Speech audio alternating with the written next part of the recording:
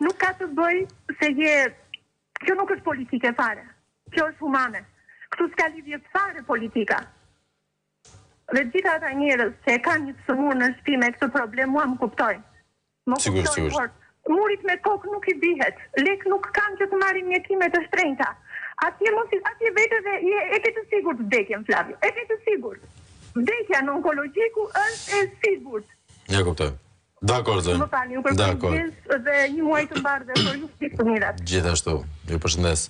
Zonja është nga Korça, unë e njoh, dhe ka bërë një betejë sa ka mundur në spitalin onkologjik e vetme për bashkëshortin e saj, që tha që ka ndruar jetë dhe ka pasur problematikën e mosbërjes së rrezeve për shkak se ne kemi vetëm 2 akseleratorë në Shqipëri, një i tretë është i prishur tek neurologjia, nuk punon, ai është ka dalë jashtë funksionit.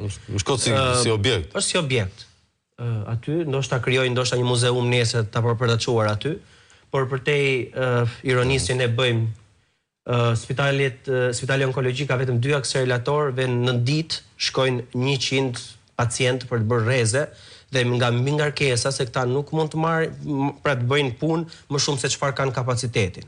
Pra është jashtë normë, jashtë çdo logjike. Dhe këta persona duke shkuar atje duke bërë rrezet u prishen këto akseleratorët dhe çfarë bëjnë pastaj këta qëndrojnë 5 ditë, 6 ditë, 3 javë, 4 javë, 5 javë derisa të rregullohet pajisja. Ndërkohë që humbasin jetën me qetësi.